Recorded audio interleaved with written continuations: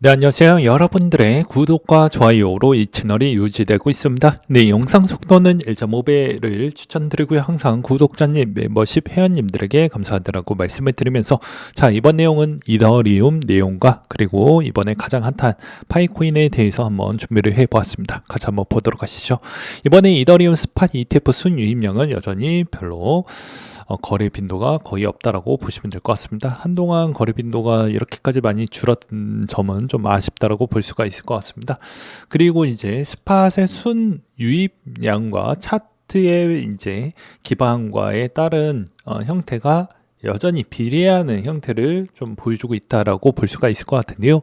이 이유도 있는데요. 대부분 이제 이더리움 같은 경우에는 기존에 있었던 디플레이션보다 인플레이션 비중이 지금은 월당에 좀 많이 높아져 있는 실정이다 보니까 아무래도 ETF에 있는 추가의 유입량이 어찌 보면 그걸 어느 정도 상쇄해준다, 이렇게 저는 좀 표현하고 싶습니다. 그래서 현 이더리움에 따른 추이가 이제 사람들이 아직은 그래도 기대가 좀 있을 것이다 부분인데요. 저는 또 좋은 점과 그리고 좀 아쉬운 부분 또는 혹은 나쁜 점 이라고도 지칭할 수 있는 이야기를 좀 다뤄보려고 합니다. 올해 이제 가장 기대해 볼 수 있는 게 알트코인의 이제 ETF 신청 부분이 남아져 있다라는 것인데요. 덩달아 이더리움도 마찬가지로 이더리움 스테이킹 부분도 접수가 됐기 때문에 조만간에 결과가 나올 것으로 보여집니다. 그러면 이제 이 이더리움 스테이킹에 따른 관심도가 여전히 높아지고 있는 시점에서 과연 이게 얼마나 인기가 좋을지를 좀 봐야 되겠죠. 제가 누누이 설명을 많이 드렸던 부분 중에 하나인데요. 여전히 이더리움의 스테이킹을 많이 참여하려고 한다고 하면 일단 엄청난 비슷한 경쟁 구도 부분을 다 제껴야 됩니다. 무슨 말이냐면 우리가 쉽게 예를 들어서 휴대폰을 만약에 구입을 했었을 때 아이폰보다 더 좋은 폰이 있냐 아니냐 이런 거를 많이 이것저것 따져본 뒤에 사죠. 마찬가지입니다. 돈도 내 돈을 어디다가 맡겼을 때 더 높은 수익률을 낼 것이냐에 따라서 여러분들은 코인 시장에 들어왔죠. 마찬가지라고 저는 생각이 드는데요. 코인 시장 안에서도 이 정도의 퍼포먼스를 만약에 내준다고 하면 이거는 이제 코인을 하고 계시는 사람들에 한해서는 매우 좋게 들리겠지만 아예 그냥 접근성도 거의 없는 사람이거나 또는 혹은 이제 막 관심을 가져보려고 하는 사람인데 오히려 이제 이것도 하고 저것도 하시는 분들이 되게 많습니다. 오로지 코인만 하시는 분은 아니라는 것이죠.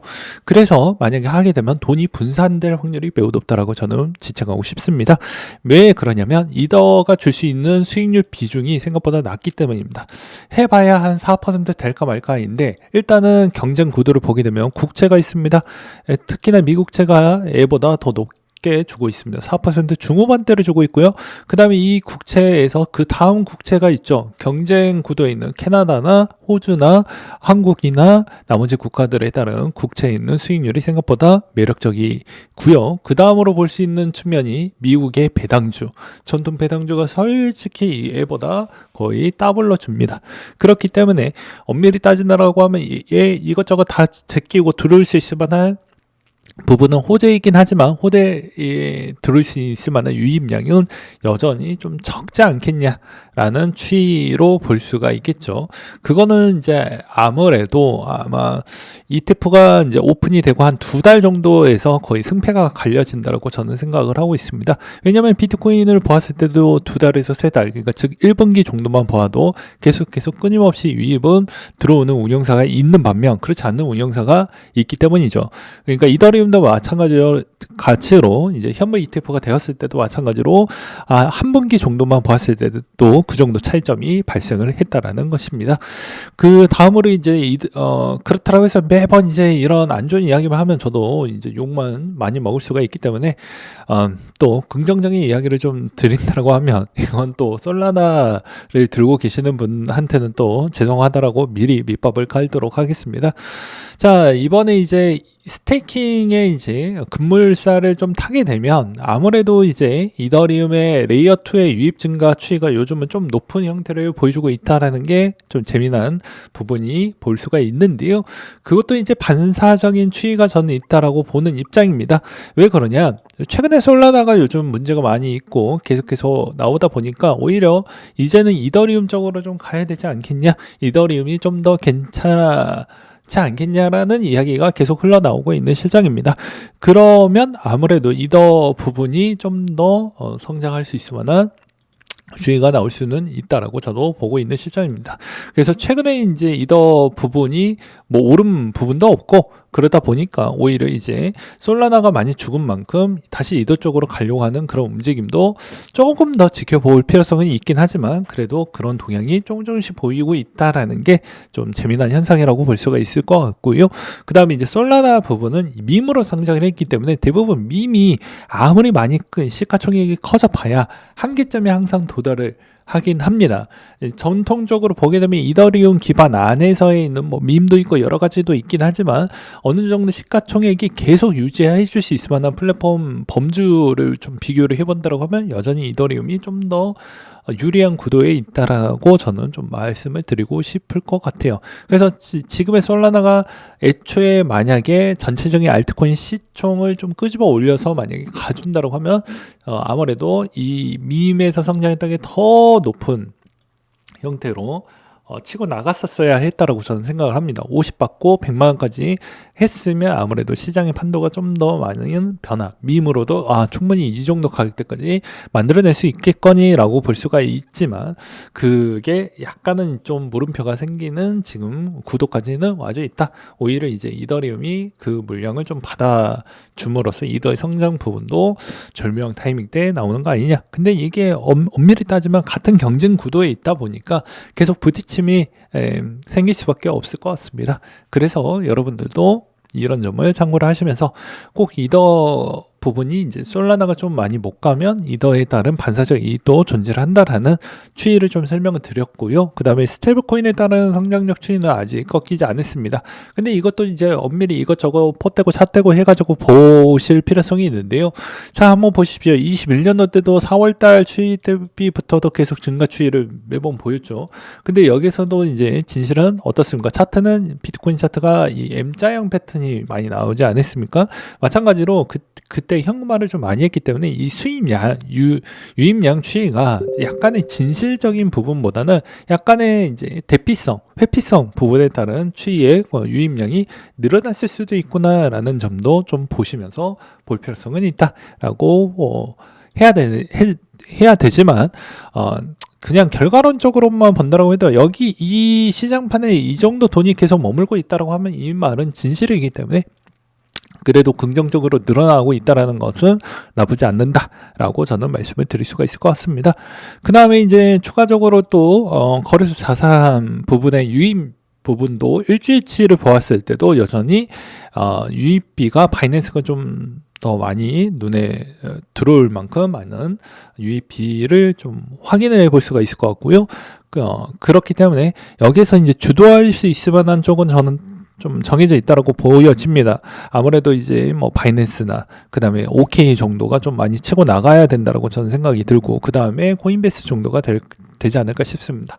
최근에 이제 코인베이스의 이제 베이스 체인들에 따른 상장이 연달아할 수 있다라는 이야기가 많이 돌고 있기 때문에 아마도 그게 만약에 되었을 경우에는 코인베이스 부분에 따른 거래소 유입비 비중 제가 저번에 설명드렸다시피 그건 아마 그쪽으로 좀 확인을 하면서 봐야 되지 않을까라고 생각이 들고요. 이제 파이코인에 대해서 설명을 드린다라고 하면 최근에 카페 탐방 후기에서도 뭐 여전히 더 높게 갈 것이다 라는 그런 글들이 좀 있고 그 다음에 검색 유입률도 99%가 대부분 다음에서 좀 이루어지고 있다고 합니다.